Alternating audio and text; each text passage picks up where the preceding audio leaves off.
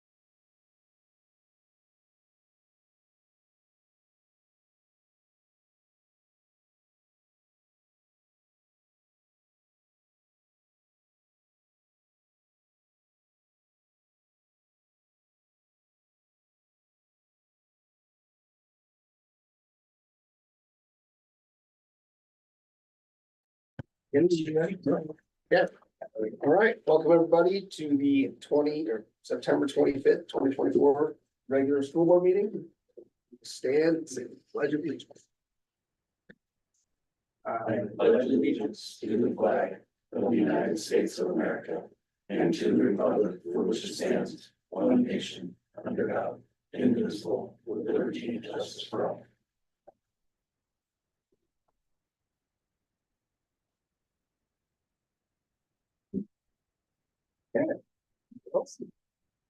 Welcome again, everybody. I please get a motion to adopt the agenda. You make a motion to adopt the agenda. I'll second. Okay, all those in favor?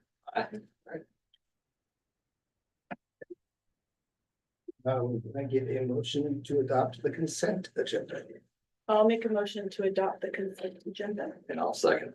Great, all those in favor? Aye. Aye. Okay, moving on to reports. Adrian is out sick, so we're gonna do that next time. Just go straight to CJ Yeager. Right.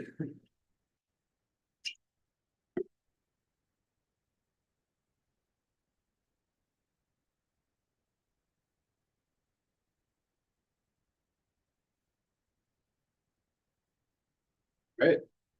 So I get to present on the summer projects review. You know, it's kind of funny. So I was sitting down about 2 weeks ago to put this report together, and I just sat at my desk and I went, God, what do we do all summer? Like it just, summer starts and about April is when we start planning. And it just slowly ramps up. And then this year it was the end of June. When all the students and staff left. And then you just kind of hit this high and you just really keep that high. And then the third week of August hits and boom, it's like there's a wall, right? And then the kids come back, which is great. Because that's what we're here for, but it also means that's the end of the summer work. Yep. And then you get into just the ongoing maintenance and stuff. So anyways, yeah, it was just kind of funny to sit and think about, just couldn't even remember what we did, just moving so fast. So I'm just gonna go through kind of school by school here.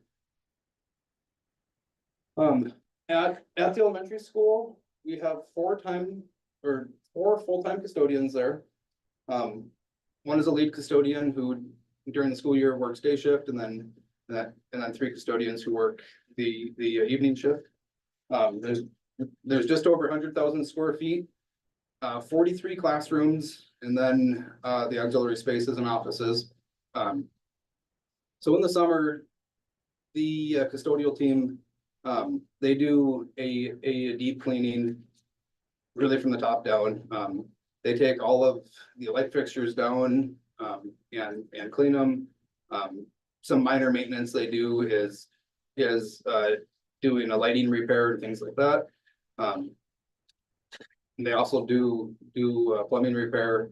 I'd say minor plumbing repair. But anyway, so they clean from the top down, and they hit every single space on the campus. And then they end with the carpets, and they shampoo every carpet every summer too.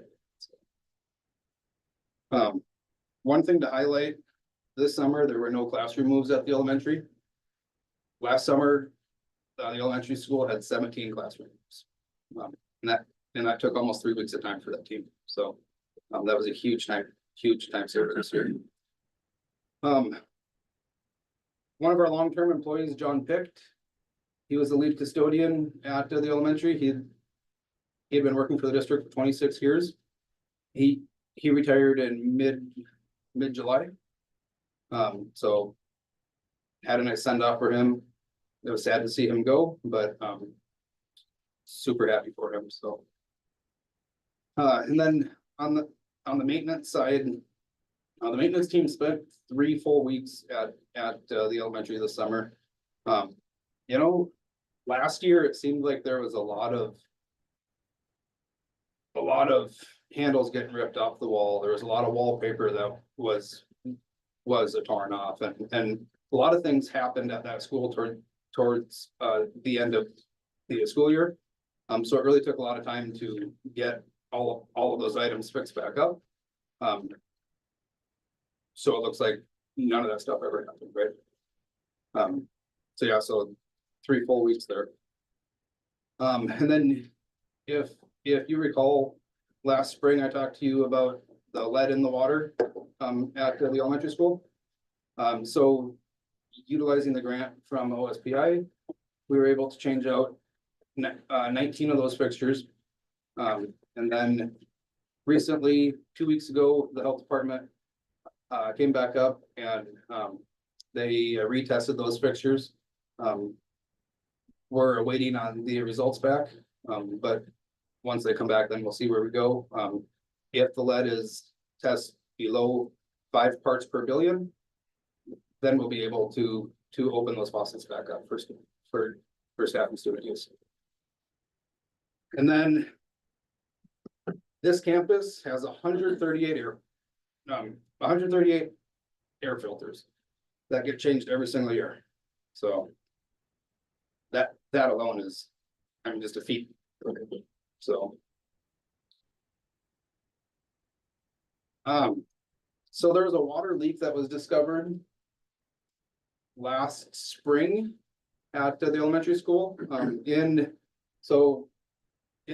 this photo where it has the red area that is outlined, the main entrance, kind of the 2 windows on the left side are the principal's office, and then the counselor's office right next to that. So that was discovered. We did a moisture investigation utilizing geotest. And it was determined that the leak was caused from improper construction, where in that concave of the wall, Tiger Construction put expanding foam in there, and that stopped the water from leaching down and out and caused it to leach down and in. So the way, well, so I guess after that, I reached out to a Tiger Construction. Scott Eisenhart was in full agreement with the report, and his team actually came out and made the repairs under warranty, even though the warranty expired after 5 years. So in 2018, that the warranty expired. And I want to note that's the second time in the past 3 years that he has done warranty work on that school, well past the warranty period. So I just want to note that. They're good people. That's great. Yep. Super thankful for them. And what the repairs involved were taking all of the brickwork off the face of it, taking the sheething and the waterproofing membrane off, repairing all the studs that were rotten in there, and then putting new sheething, new waterproofing membrane, and then the brickwork, when they removed it, wasn't usable anymore. So all that brickwork now, this picture is a current picture, and you can see that's all brand new brickwork up there. So there's a pretty large cost for a Tiger on that too. And then they also took all the windows out and properly sealed the windows, and then did the repairs on the wallpaper and the drywall on the inside of it. So we'll be sending them a letter. Thanks. On the board with this.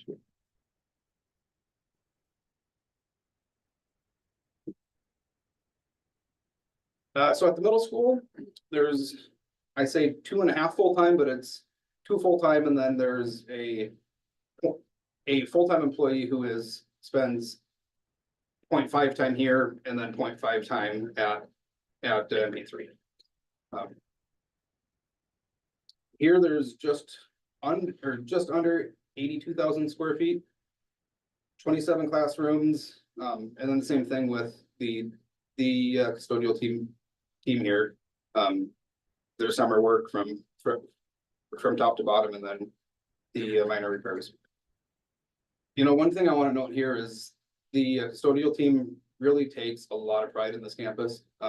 It's an older campus. It really requires a lot of extra work. But this team here, they don't let those become excuses for not doing the work, right?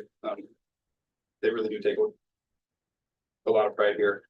And they were able to do some extra painting tasks this summer in the main hallway, and then one of the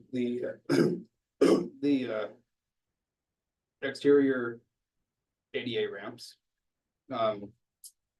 We put new basketball hoops and backboards on the court out there, just trying to spruce it up as best we can for the students when they're out on recess. This campus is really outgrowing what it's built for. So a lot of auxiliary spaces are becoming offices. Auxiliary spaces don't typically have the same HVAC structure as what an office or a classroom is. So we spent some time this summer adding ductwork, adding HVAC features into various spaces. This summer was a summer of plumbing for this campus. There was 35 plumbing work orders here, which is pretty significant considering the lack of plumbing in this campus. So, and then here there's 91 air filters.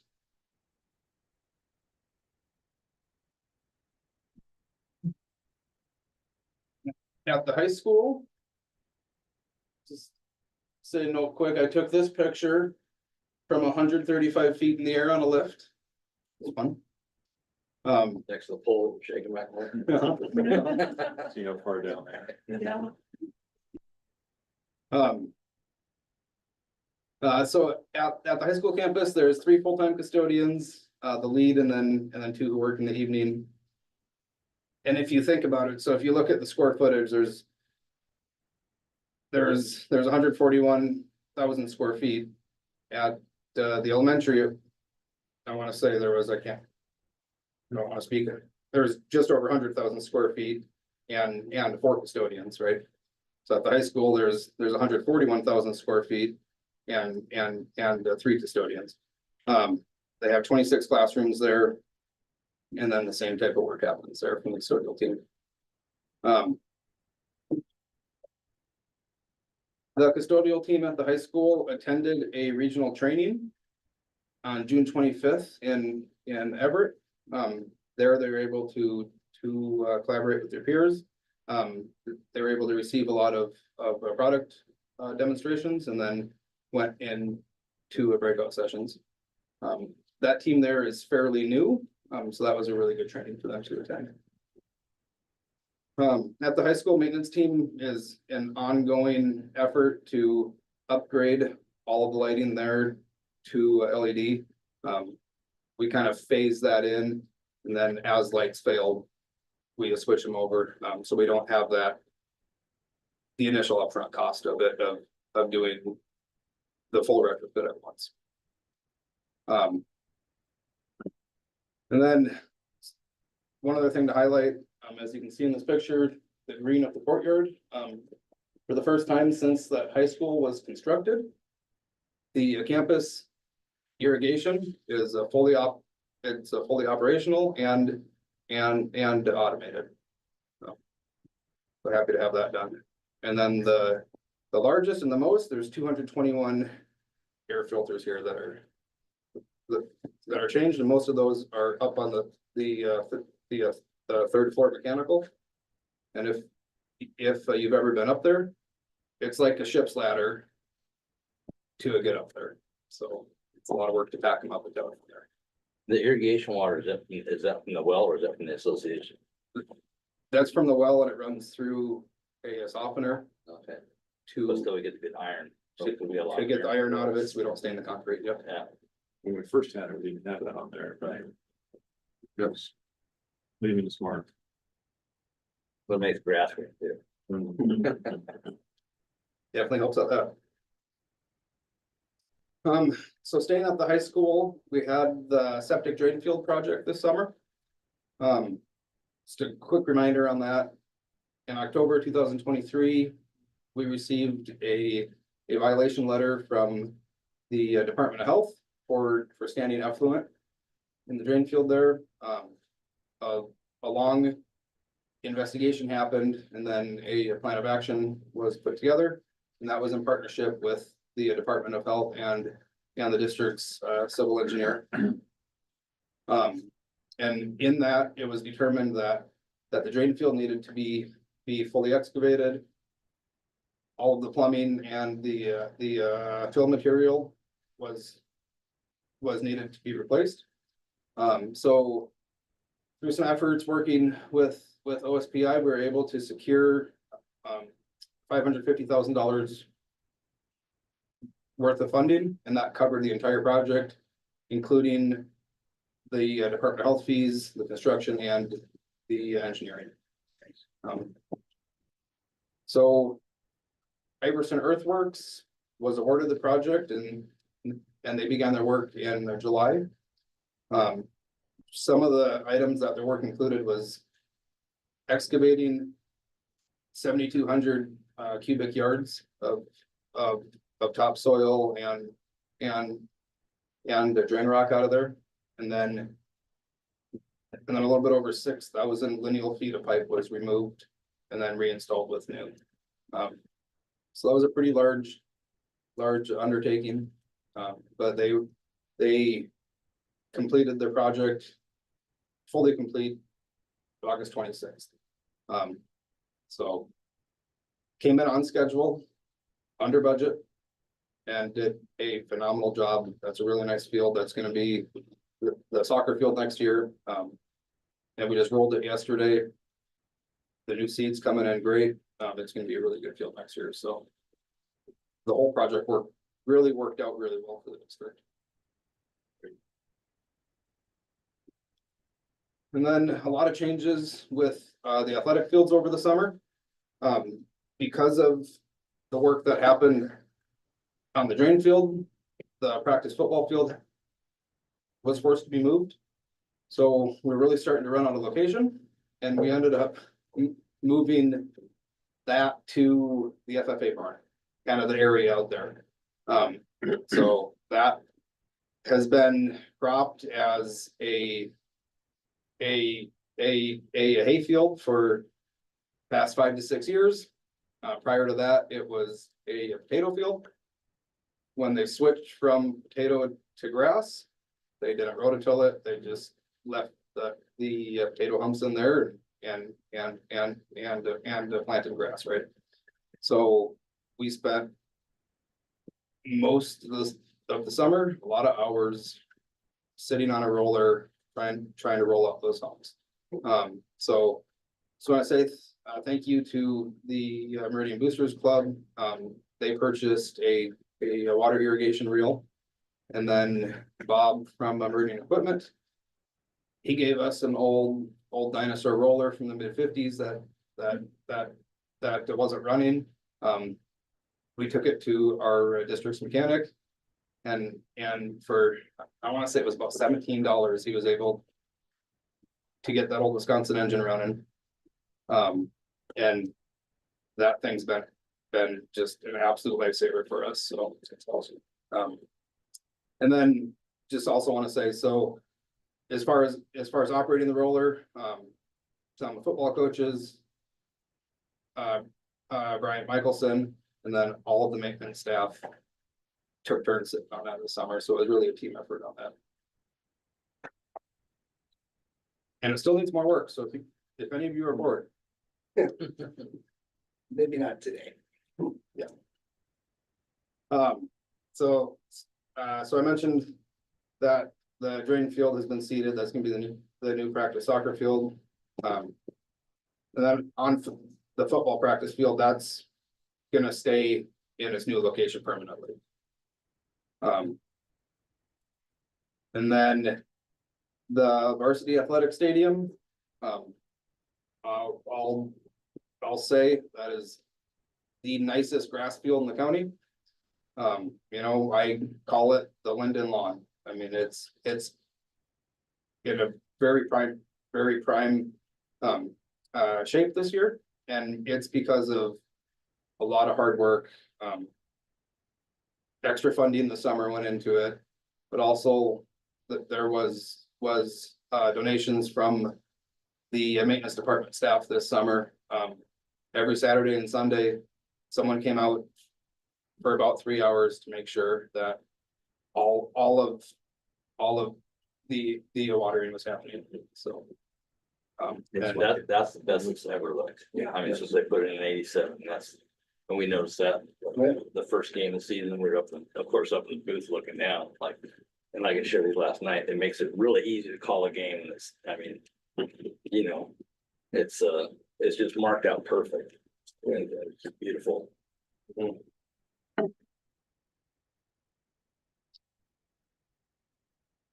So, kind of to sum everything up, you know, so there's a shift. Throughout the summer, there was a shift in the custodial leadership.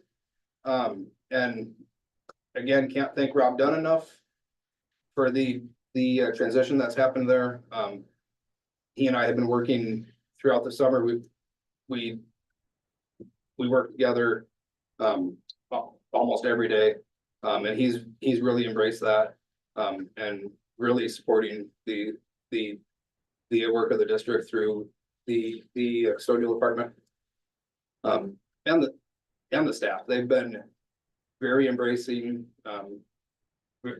very supportive of that process. And then just all the work that we did this summer happened through a really short window this year.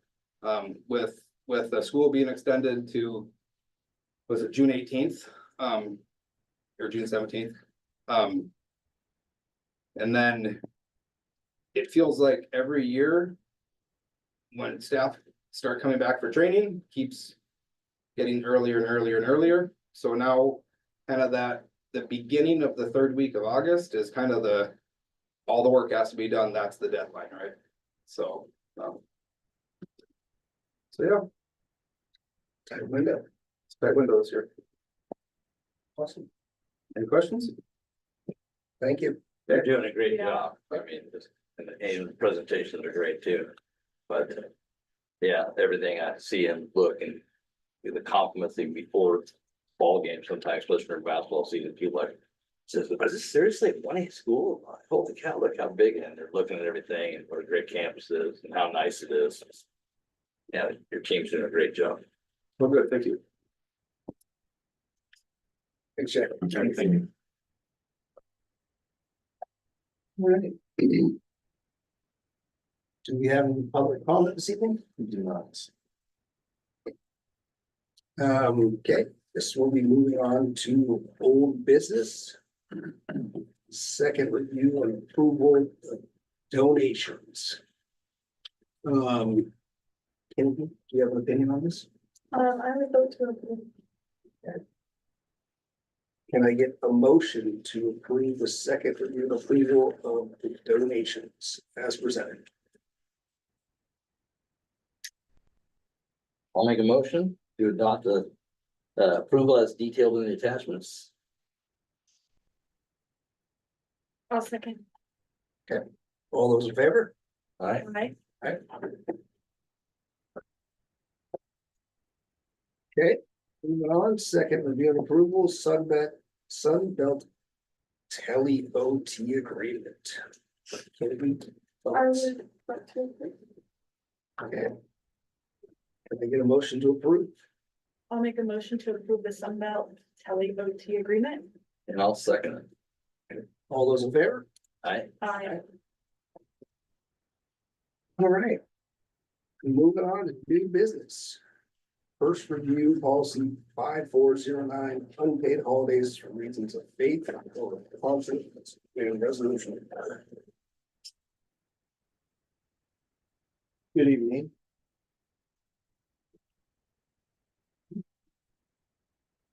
All right, so as you recall, last spring, we reached a mutually negotiated agreement with our MESP group, or classified association, and one of the changes in bargaining is how we process unpaid leave.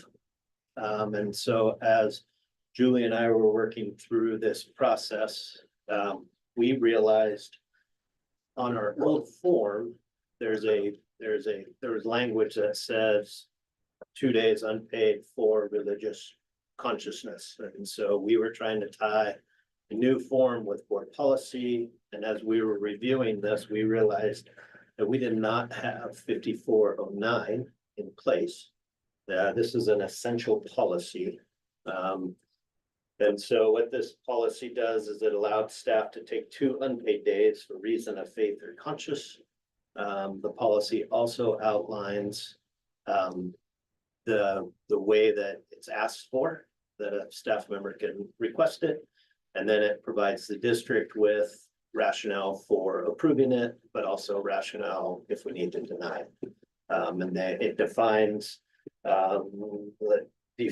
the undue hardship in the policy. And again, the policy is new to Meridian School District, but it is not a new WASDA policy. Part of this adoption, if the board chooses, is it requires a resolution. So you'll notice there should be a resolution attached to this policy as well.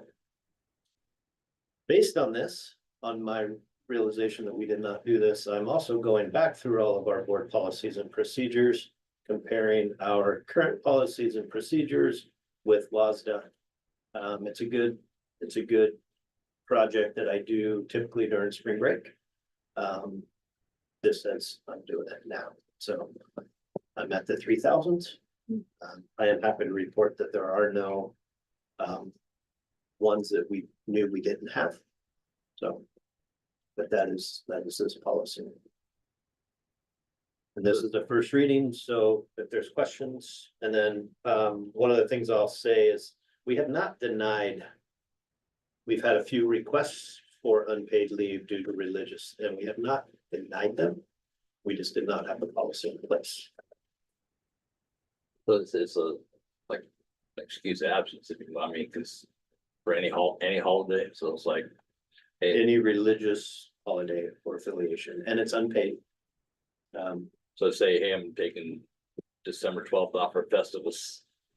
The article mentions that, the WASDA article that accompanied it. I am working on clarification of that with our attorney. And if there's questions, I will defer to our attorney and work through those with the employee. A good way to think about it, we have some students or staff who are Jewish. In some places in the country, it's in their school calendar because that's their community, not here.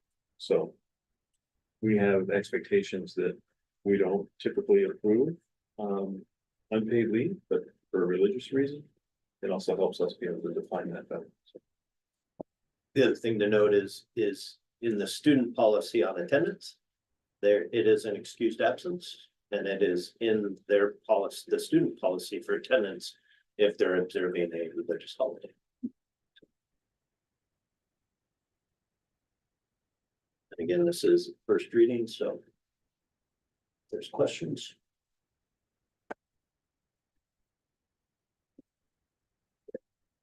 So also in this policy, or in this procedure of process of looking at our unpaid leave process, we looked at 5400. And 5400 was, we last updated it in, I think, 2016 or 2018. And then during the pandemic, WASDA came out and updated it. And I believe it was updated in 21. And you can see in the document I sent you, the WASDA's version had language around the pandemic and the governor's proclamation.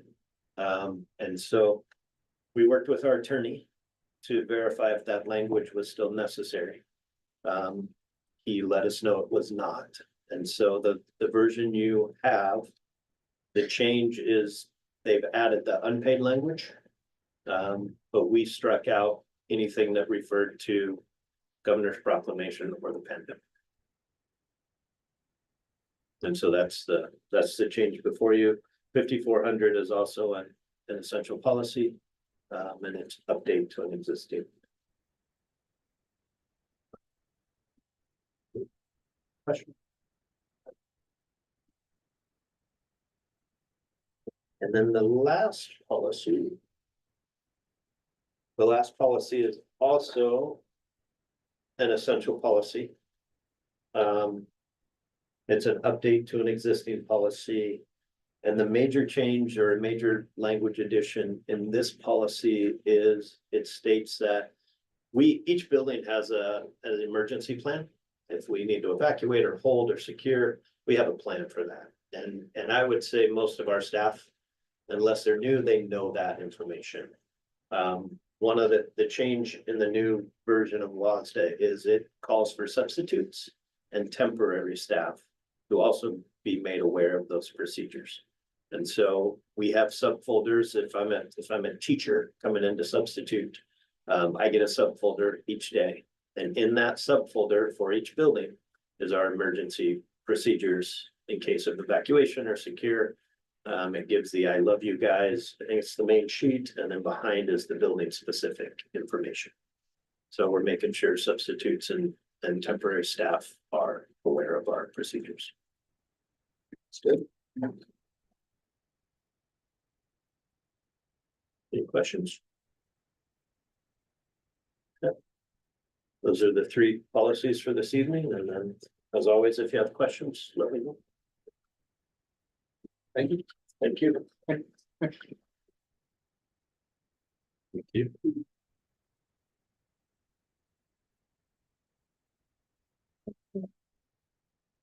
Can I go over the next? The next item is there are 3 interlocal agreements, all with Mount Vernon School District and the Northwest Career and Technical Academy. And so these are some of the procedures in clearing the pathway for us to be hosting our own programs here at the Whatcom County Skills Center.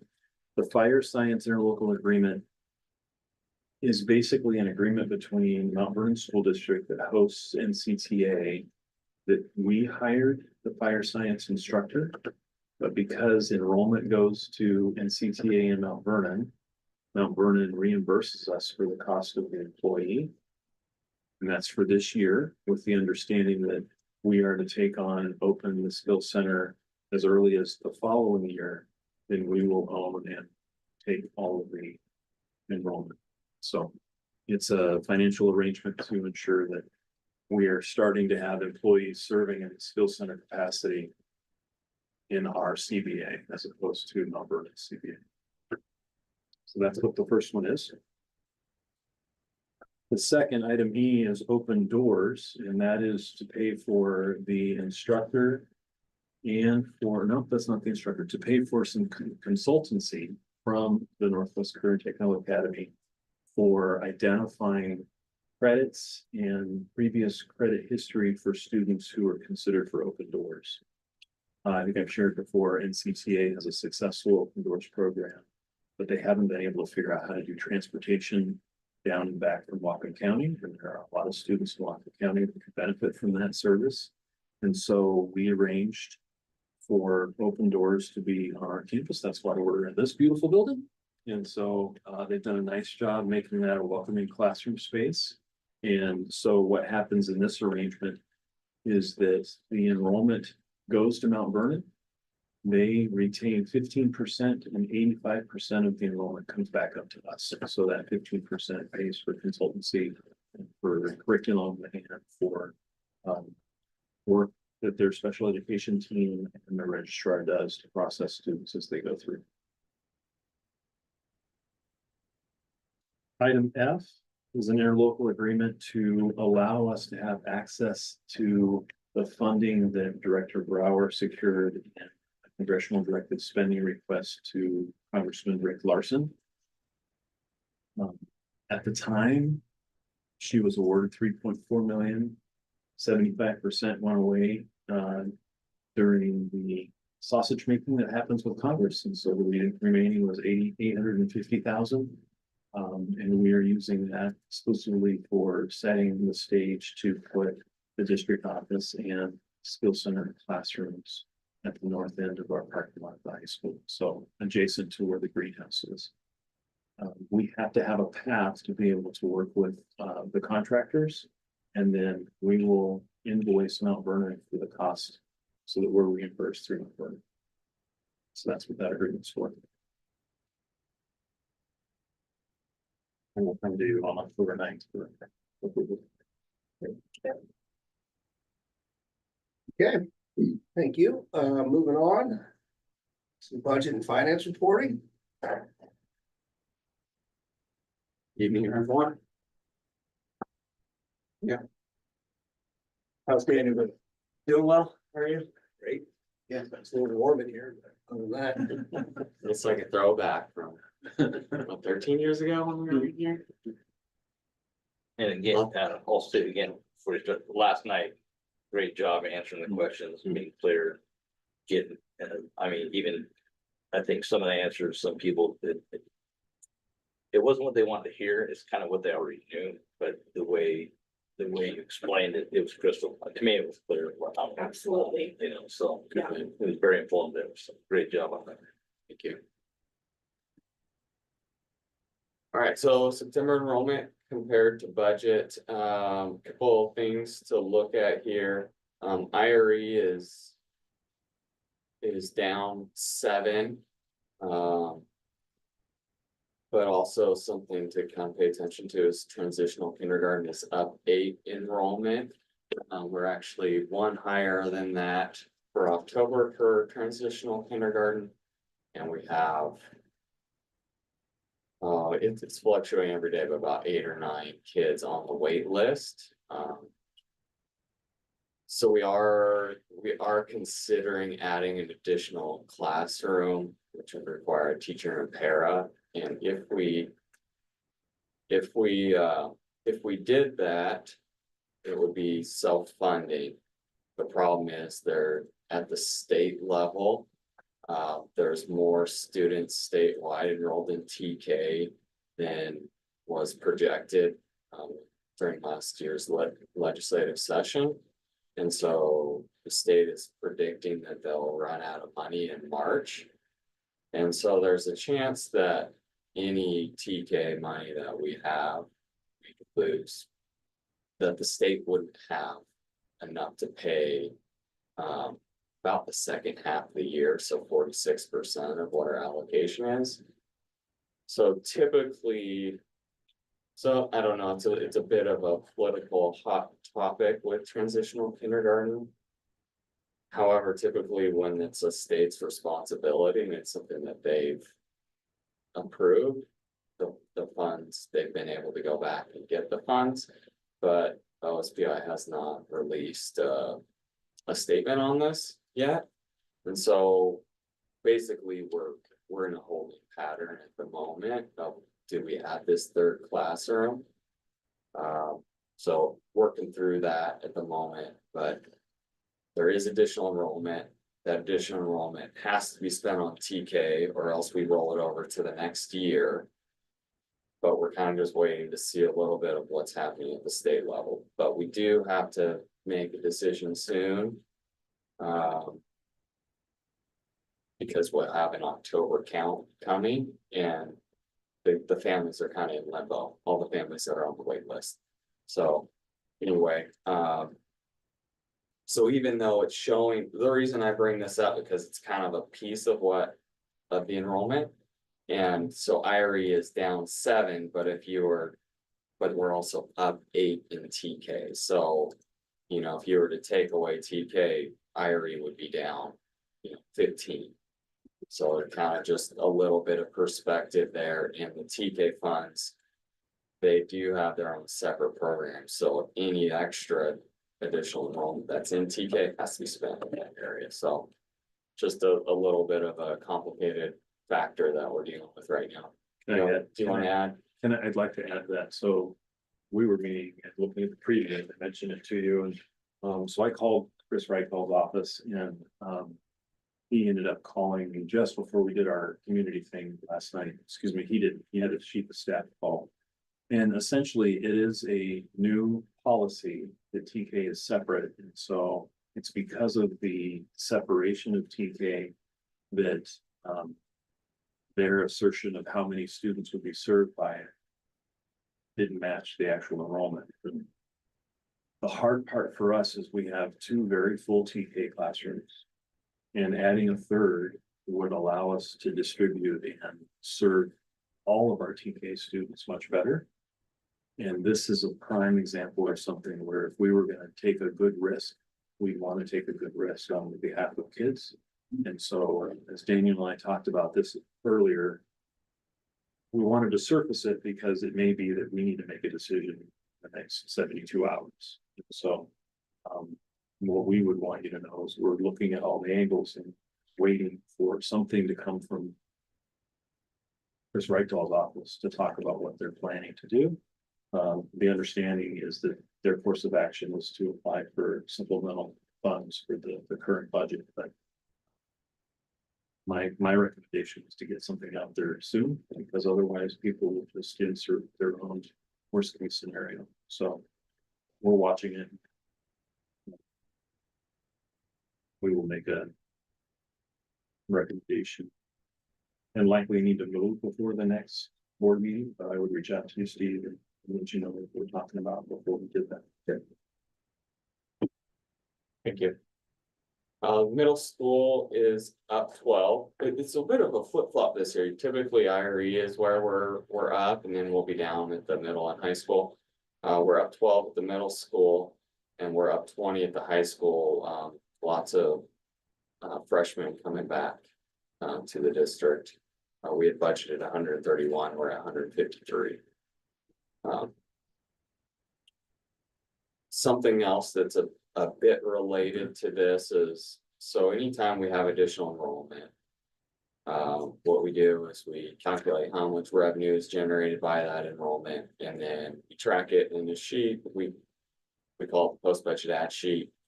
And then we look at all the needs across the district and do some prioritization, see, okay, what are the highest needs and how much money do we have? And then we'll allocate those funds to the highest needs.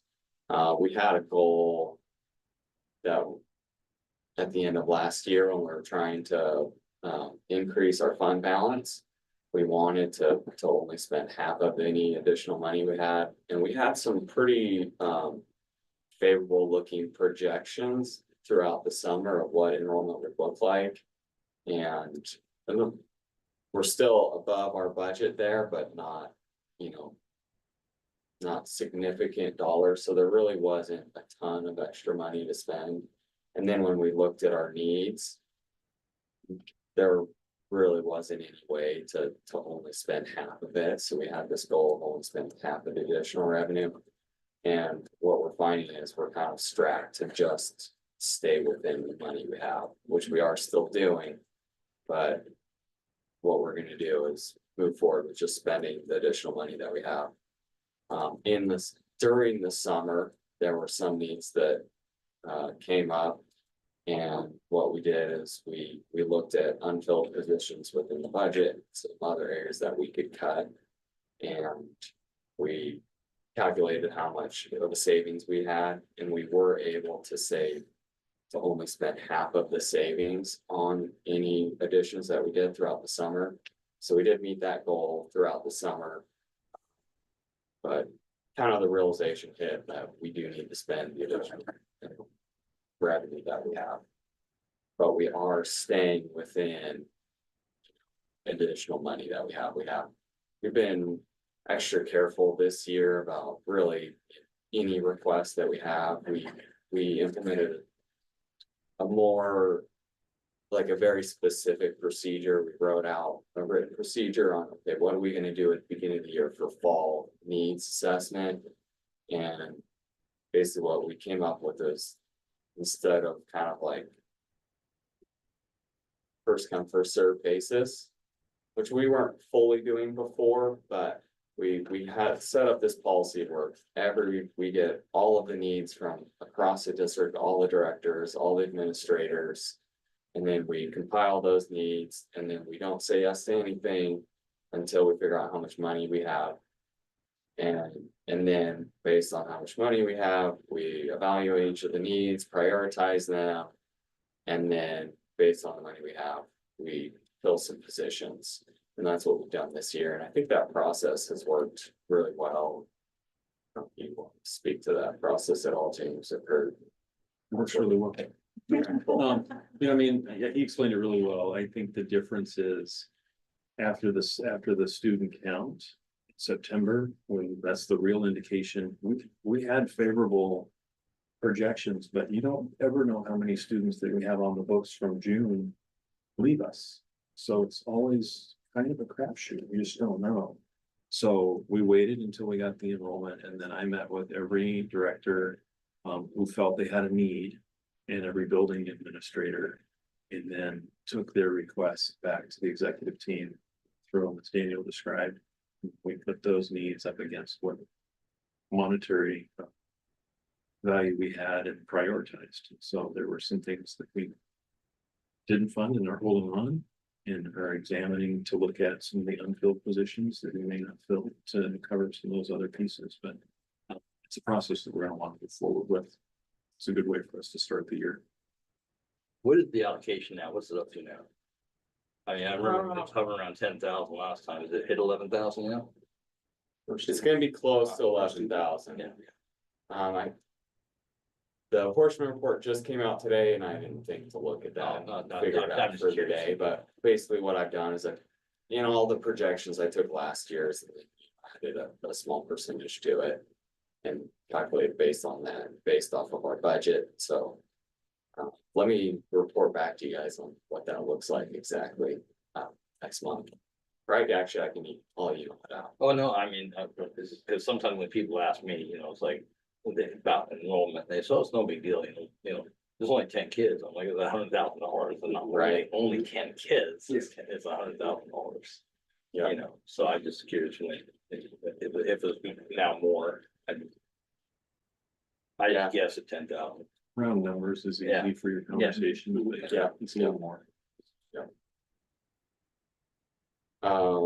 Okay, so MP3 is down 7.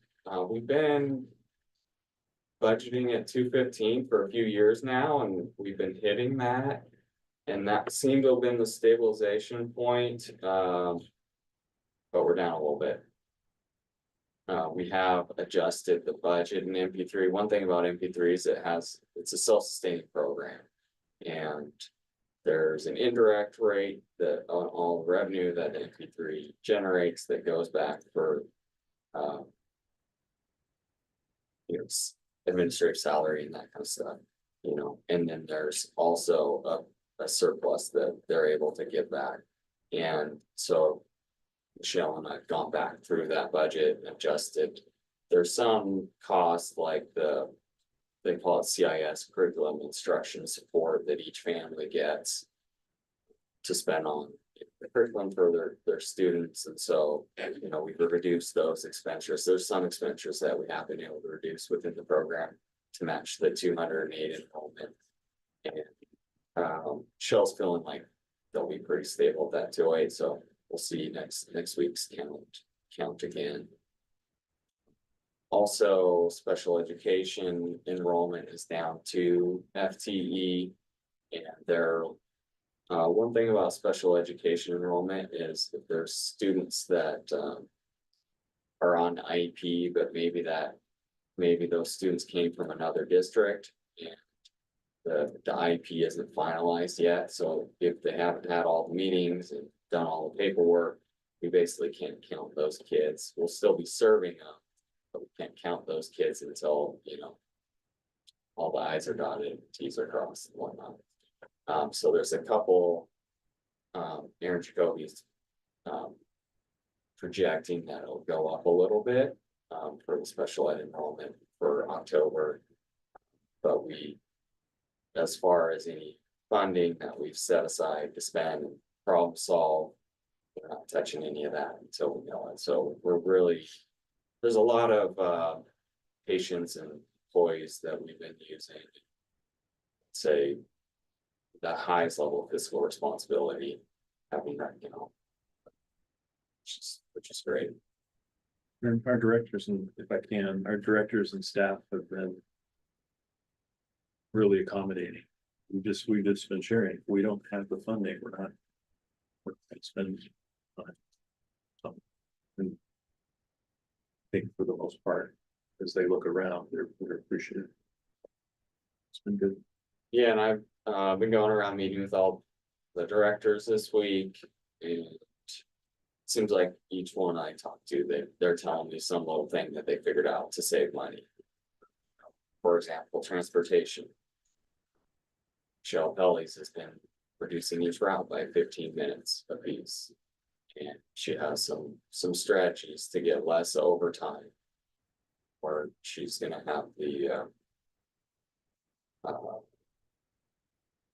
what's the name of the person that at the end of the day, the dispatch person will be the first. Specialist. Yeah, the transportation specialist dispatch person, if there's a sub needed for the end of the day, that person will run those routes, and then Michelle Pelly's will step in and do dispatch.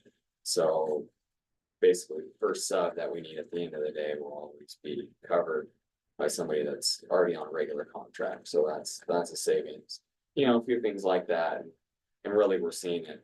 I could give examples of probably just about all the directors are doing the same thing. Also in school buildings. So it seems to be the message that we started providing. Tone at the top 8 months ago is really sinking in.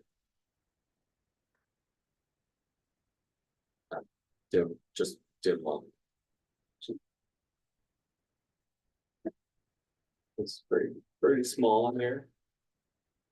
I'm not gonna go into this document with a ton of detail for this month because it isn't finalized yet. So our year end is August 31st. And we do accrual accounting. So I'm closing out the books right now, the financial statement. So it's another one of those busy seasons where the financial statements are due about the third week of October. And so there's a lot of like cleaning up and accruals and such that I need to do. So there's an estimate of those for the revenues and the expenditures in that smaller column. So you'll see 2 August columns. The larger one is everything that has already come through and been posted to the books. And then the column to the right of that, those are basically what we're projecting to bring in revenues that I've either invoiced for or I've done grant claims on, and we're expecting the money. On the expenditure side, so once accounts payable, so we're done paying out for 24, 23, 24. But I had to put this document together before accounts payable was posted. Basically, we had this 109,000. That was the capacity that we had to still stay within our original budget capacity. As you remember, we did budget extension to increase that because we knew we were going to be really close. Well, after that last AP run, we're going to be somewhere, we're going to be a little bit over that, 15, 20,000. So it's good that we did that budget extension. That's what's looking at right now is we'll be over a little bit. So maybe expenditures around 130,000 would be my current estimate. But still some work to do there to get those finalized figures. The yellow, so our target goal was to have an ending fund balance of 2.5 million. It looks like we're going to meet that and maybe exceed it by a little bit. Current projection is ending fund balance of about 2.6 million.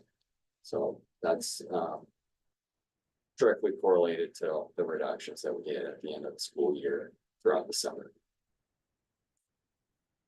We kind of say, a $34 million budget to be 15,000 over when we knew. What, May, April, probably March, that things weren't going the way we wanted them to go. And you have a system of accrual where we're spending and there's revenues that are limited coming in, and to be able to project that far out, how close, and then we need to put the brakes on and put some things in place and just appreciate the vision, understanding that Damien has about the finances, so. Nice leadership. Very impressive.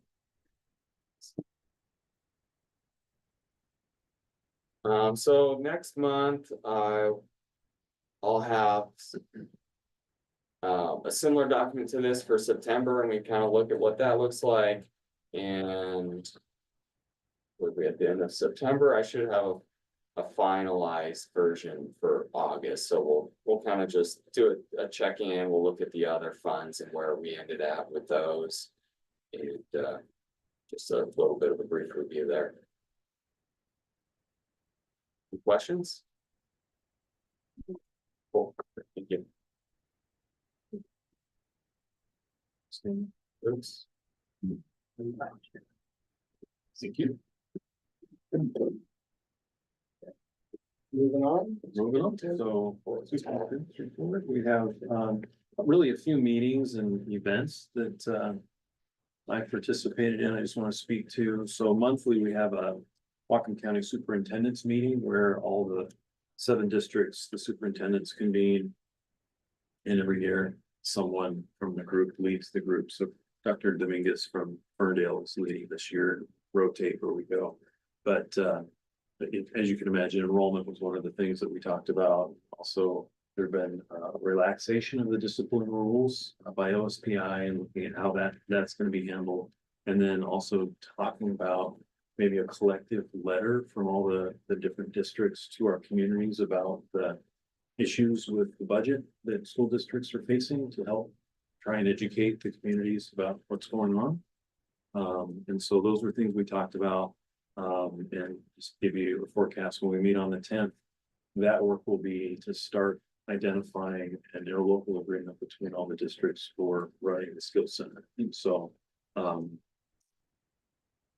when you have a skill center, you have a host district, we will be that host district, and then you have sending districts, and those districts that send students, their superintendents sit on what's called the admin council and of all the consortium schools. So for Mount Vernon, the Northwest Current Technical Academy, there are 6 districts: Burlington, Mount Vernon, Concrete, Anacortes, and then Meridian and Bellingham. So 8 of us make up that consortium district. One superintendent serves as the admin council chair. And it rotates every few years, and I served that role for about 4 years down there. But never has Mount Vernon been the admin council chair because they're the host, because it's a conflict of interest. So the superintendent for Meridian will likely not ever be the admin council chair because we're the host district. So it'll be things like that. It'll be, do we charge districts a certain amount of money for special education support? Transportation is supposed to be provided by each of the participating districts. So there are a lot of different pieces that have to be ironed out. And so we'll start that work on it. So it's a good group. We've really come together during COVID. There was a lot that we had to navigate. So that's continued pretty well. I haven't really spoken to it before. I think I shared, I presented with Lynette Brower with Linden and offered that to the other school boards for the other districts. And so far, everyone has said that they aren't in need of it. They understand the skill center and that their boards understand it. And we are going to present to the executive team at Bellingham. And we are scheduled for the 31st to present Bellingham Chamber of Commerce radio program that they have talked about the skill center as well. So received an email from the E&H Foundation. They want to know more about what's going on with the skill center and how they can support us monetarily, which is interesting because we haven't really been promoting the skill center. That's a state legislative endeavor.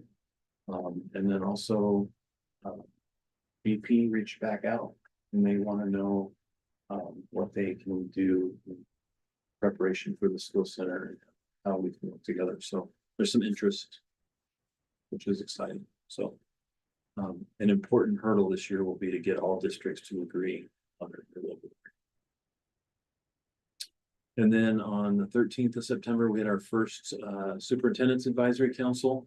So Northwest ESD is in Anacortes. We have 35 districts, basically from Everett north, that ESD serves. There are 9 ESDs in the state of Washington, and each one has a region that they serve. So basically, when funding comes through OSPI, there are groups in each education service district that are charged with helping the districts they serve. So nursing corps, we have a certain amount of funding we get for the nursing corps for the nurses that we have in our district. And there's a nurse out of the ESD that helps coordinate transportation, early childhood. So there are all kinds of different pieces. We meet at the ESD once to twice once 1 month or over 2 months. And then other times it's on Zoom. But really, this was introductory. Dr. Babanco, who was the former superintendent from Mount Vernon, was the new ESD superintendent. So he was introducing himself and we were talking about what topics we want to discuss and things of that nature. So it was really an introductory meeting. And then I did have a meeting with Representative Timmons on the 16th about school funding shortfalls and the need to have funding support. WASA has a legislative program this year dealing with 3 things, which would be supplies and costs, or MSOCs, supplies and costs, transportation and special ed. And they're anticipating about $1 billion is what they're seeking. And so I just wanted to make sure he knows what we're looking at and what the needs are from MERIDIAN. And then also he's been pretty instrumental in securing state dollars for us for the early learning center and for our district office. So he was he helped us secure $5 million last year. So I'm always gonna let Joe know. So we had a tour with one of the reporters from Cascadia Daily News, and if you saw the article today, she did a really nice job. We had our team, Jay and Todd and Robert and Lisa, and just walked almost an hour, walked through every nook and cranny of this building. You can tell that by the pictures you see in the article that she did a nice job, and because it conveys the need. You know, there's always a balance when you talk about an asset that's 86 years old and not having it be, well, why don't they just fix that? Or why don't they repair that? And at a certain point, its ability to be repaired is more costly over time than just to replace it, right? So there's always a struggle to present that in the correct light. Our team did a nice job, super welcoming. I think that was reflected in the article, so that was good. And then something I'm doing, Lisa has encouraged me, and it's been good, is to go and present and connect with each grade level in the district. And so I started with an AP government class, and we talked about our commitments, and we talked about the bond. It was mostly the bond, it was an activity. And so, 40 minutes, maybe, not a long time, but answer questions, really good questions, like, we're raising money for these 2 other projects, and why are we doing that when we need a new middle school? So talking about how the different funds don't really, they're 2 different things, or we're having trouble with staffing, where are we building something? Good questions. So that was good. And then actually, so those were seniors for the most part. And then today I was with Miss Ames' class of sophomores and did a similar conversation. It's good. So I think something got on social media today on that one. Oops.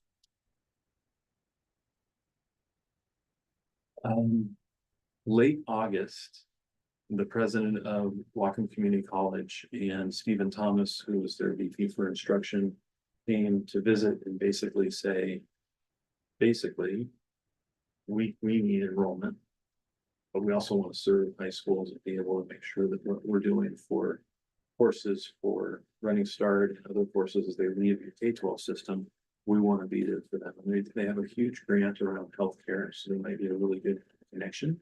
And so Lynette Brower and I met with Stephen Thomas again on September 20th to talk about alignment and not.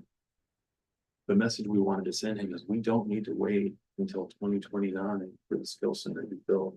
We can do programming right now. Even if it's just NCTA, we can serve students in healthcare and cybersecurity and some of the things that they do really well in community college. And so that's what that meeting was about. And so he's going to go back and talk with his team. Likely we'll have us go in with their team, and talk about some opportunities for our students. We had our community presentation last night, and again, folks did a really nice job. We would have liked more people. Why weren't you there? I'm just kidding. I'm just kidding. But the nice thing is it was recorded and treated. It was an hour, and then tours. Our students did a great job with tours.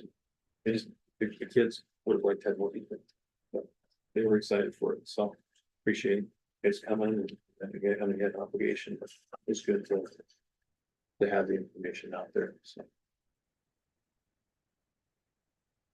And I'm just left this in here to speak to the idea that we are going for a bond for several items. It is the 5th. And that was something that we talked about too, is that, we have students in the high school who could vote for this if that's what they want to do. Talked about why I could share all the details about the bond, but not promote it to say you should vote for it. So that was good too. And then upcoming dates of importance, leaving Friday to go to a board meeting for the NCCE organization. So we'll be back on Monday. That's all I have. Great. Thank you. Well, do we have any information from our student board representative this evening? Okay. Anything from the other board directors? One thing that I got, I'll throw out there, so, on October 9th, I'm gonna be at the American Public Association Conference in Kennebec, Washington. And I believe from there, like Thursday morning about 9, so if there's gonna be a conflict where you think you might not have a quorum, I'll be back here Thursday night on the 10th. But otherwise, I won't be here for I the, mean, if we have to reschedule. yeah, you have to reschedule or some reason, so I would definitely be available for the 10th, just not the 9th. And I couldn't, and then I can't even Zoom meeting, because then that night, actually, I gotta do a presentation at that night, so.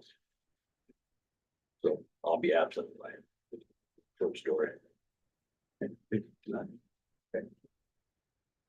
Well, we can assign some official documents and adjourn.